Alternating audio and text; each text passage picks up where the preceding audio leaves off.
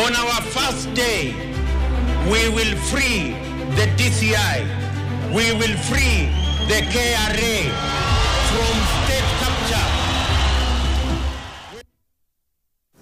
For decades, leading huge demonstrations in Kenya had been the preserve of political giants.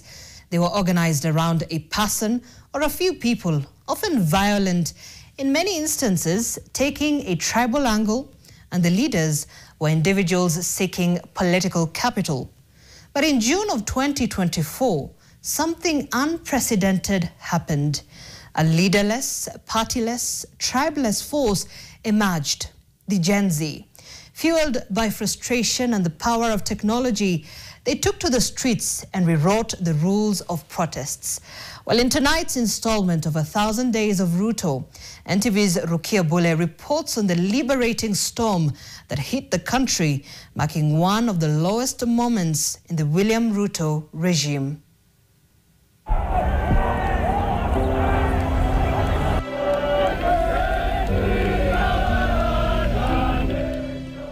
Protests have long been part of Kenya's political DNA, from the push for multi-party democracy in the 1990s to the post-election demonstrations of the 2000s.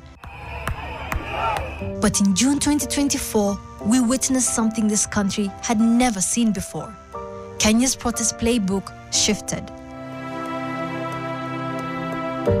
For decades, protests in Kenya were defined by political figures, often framed around party loyalty in order to gain political mileage. Demonstration has made so many politicians.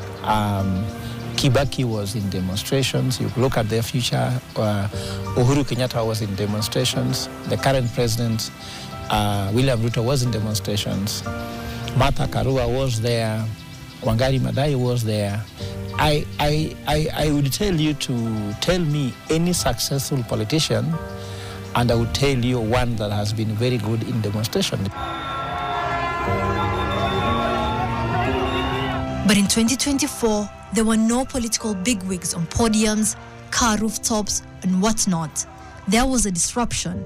The norm was set aside, nay, hurled out of the entire equation, because unlike basic mathematics, this had not equal sign. The streets were filled with young, ordinary Kenyans, moved not by political loyalty, but by a shared frustration.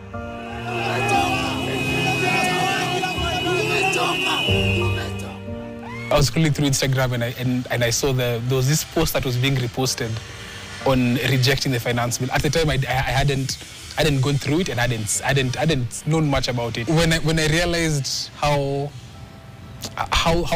it's possible for things to be passed without us knowing. A lot of things that were there were really impacting our lives, and the question I was asking myself was, what other things previously have happened in the same way and nothing has been done about that? I come from Narok County, and it reminded me of the girls back at home, right? Most of them, as we speak, they cannot even afford pads, sanitary towels, and imposing this duty or this tax on the sanitary towels would only make it harder for them to afford them in the first place. So I think that's what triggered that instinct to go out there. Naserian Kasura is 23, a law student. No political ties, not an activist, just one of thousands who found herself pulled into a moment that felt bigger than her. As an individual, I was fed up of the system, right? And then to go to social media and realize that other people share those same sentiments, that they too were tired of how we were being led, how we were being governed. That made me feel like I was part of a bigger thing. But I think initially it started with a personal initiative, a personal sentiment that I felt that the government at the time was not doing us justice. What to call people to the street was something so uniting as opposed to what is dividing. Economy unites people. Politics divide. Because when they said cost of living was very high, unemployment was very high, corruption was very high, taxes were very high, this is what was the driving factor for them to come to the street. I remember when those things are high, they were literally affecting everybody. In the past, protests often mirrored Kenya's tribal divisions. Who you supported was often shaped by where you came from and where your leader's allegiance lay.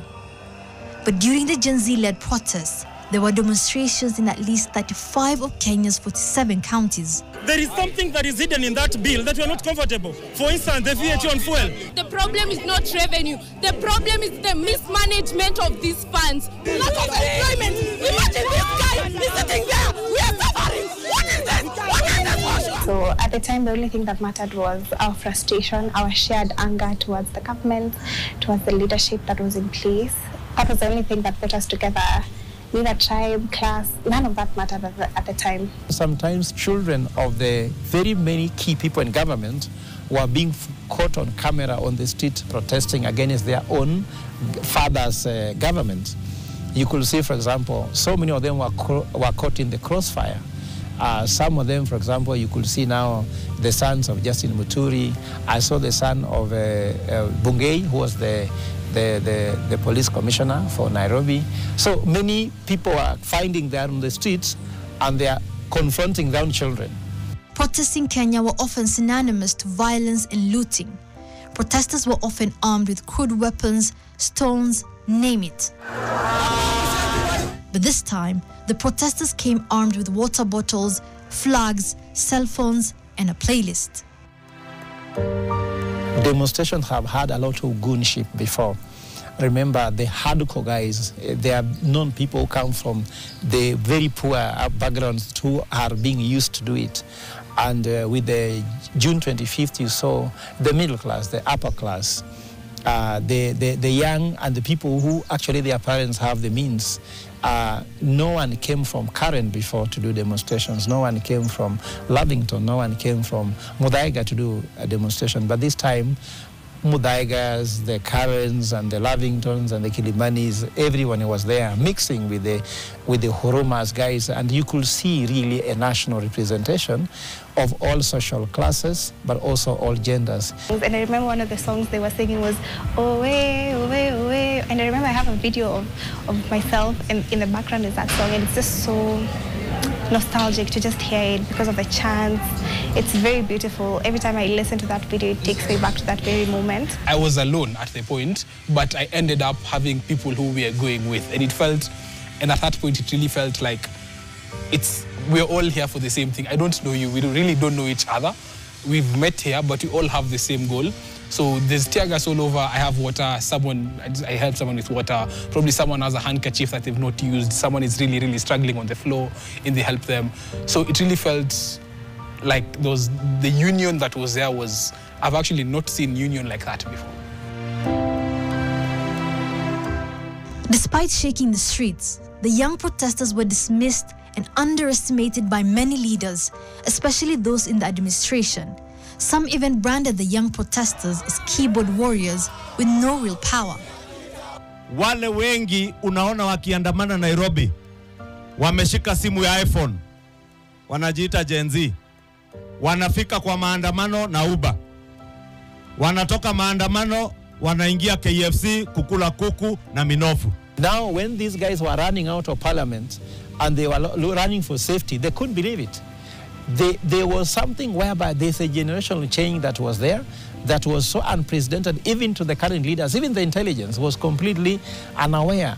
Do you want to tell me that if any intelligence had news that these guys would enter in parliament successfully, I'm sure they could have planned differently. No single protest in Kenya's history had ever breached a national institution until this one. Not by the gun or gang tactics, by using their phones.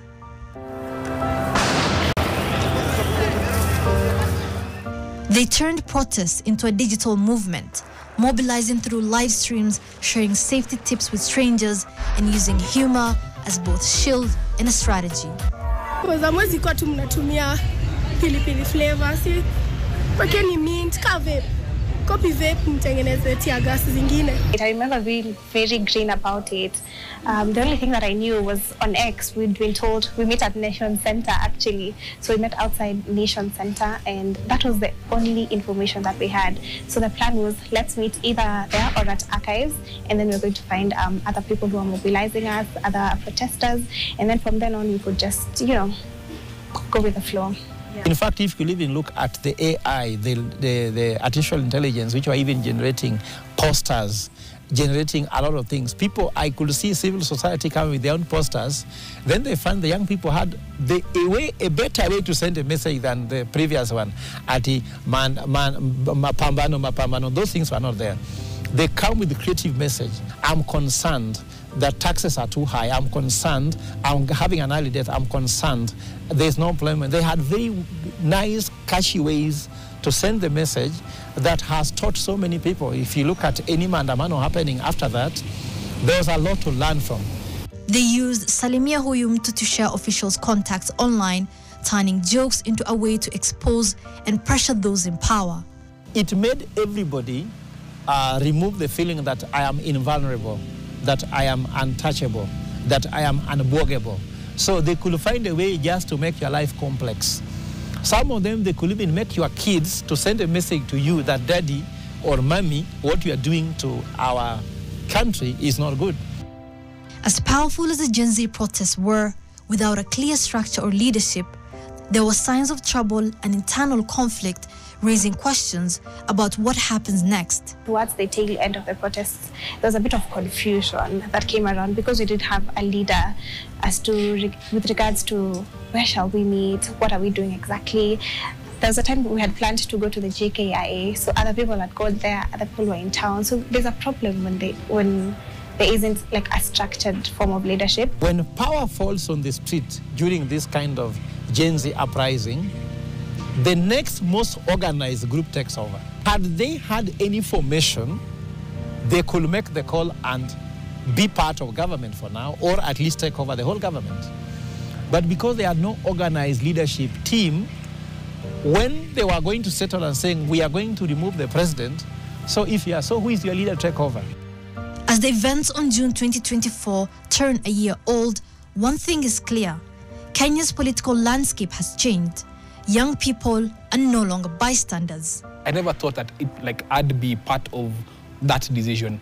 It's easy for people to say that you don't have influence, you're one person. But at that point, that you as an individual, me as an individual, I'm the one who, I was part of the people who were there. If all of us decided not to do anything, not to care, then we wouldn't have been there. So I think it has really sparked up more interest in political matters, which is a good thing for me. It sent out a message to the government, to every single individual out there, that we're not going to sit and watch bad leadership or bad governance take over our lives. In any event, if we feel like there's bad leadership, there's bad governance, we know now more than ever that we can speak up and that our voices can be heard.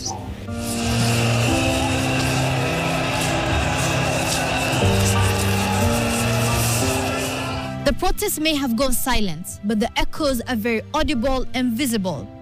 After 25th June 2024, something shifted in Kenya. Gen Zs and other Kenyans across generations rose above tribe, class, and fear. But the political class are back to their old habits of tribal talks, ethnic discrimination, and favoritism. While they claim to be supporting Gen Zs and their liberating spirit, they're actively pushing the reset factory settings button. Rukia, Bule, NTV,